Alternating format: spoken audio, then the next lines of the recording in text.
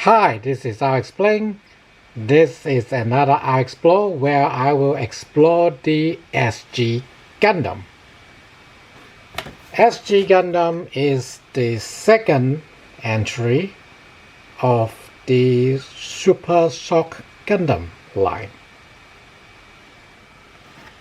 Now it is pretty much an SD version of RX-78-2 Gundam with some parts being designed to accommodate to become the fist of Super Shock Gundam, and like I had talked about with Shock Gundam before, the stickers are not super agreeable because this is supposed to be a candy toy.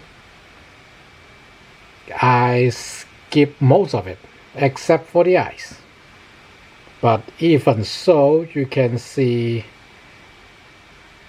it isn't that agreeable.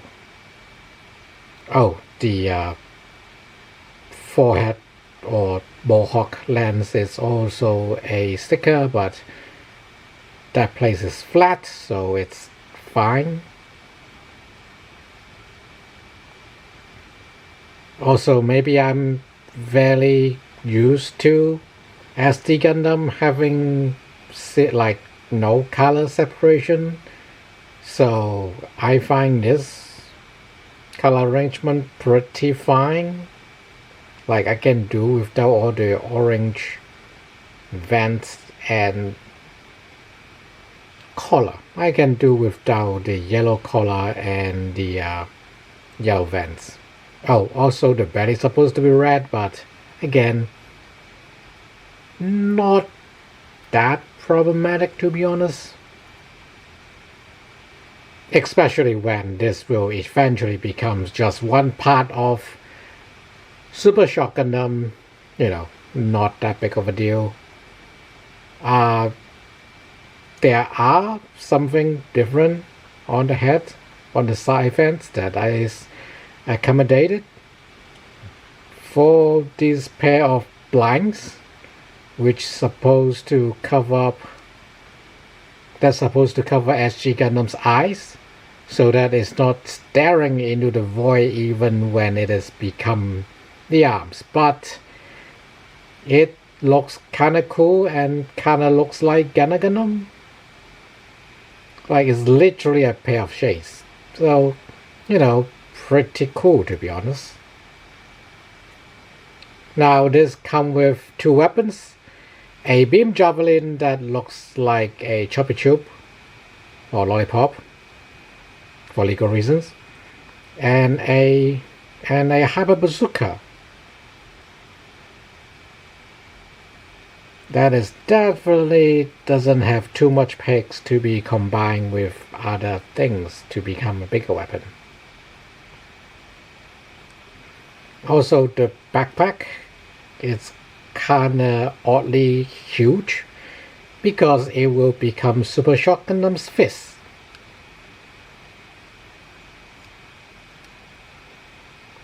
It is kinda odd. The thrusters is just flat circles here, but it's fine in grand scheme of things.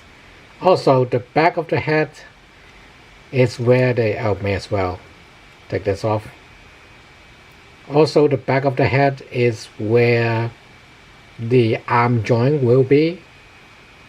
Note that this extra hole is for attaching with HG1 to 144 Gunpla if they do have a peg coming out like H2 Magnum.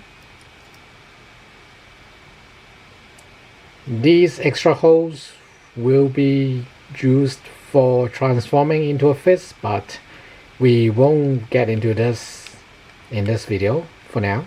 But we will get into some of the articulation needed for the transformation. For example, like the beam sabers. They're supposed to turn. And because the thumb is here, this side can't turn forward, but this side can. So that's that. The head is the same as Shock Gundam. It is on the ball joint. The arm also on the ball joint. The hand is also in this track that it can spin, and the whole arm have its own ball joint, but it's a bit more tough and easy to take out for the geometry pretty much. You can see the hand doesn't limit where the bazooka actually grips, so it does help it stay in place and looking decent. Legs also ball joint for feet and ball joint for the leg itself. I do want to note that they give some detail to the ankle armor, so this doesn't look as plain as it would. Yeah, this track might come out. Oh, also some detail being lost in the mold. This is quite common for candy toy because they use ABS or MABS, and their mold is just made with less overhead, so this could happen. You can see the right arm is fine, the pinky is normal, but on this side not really.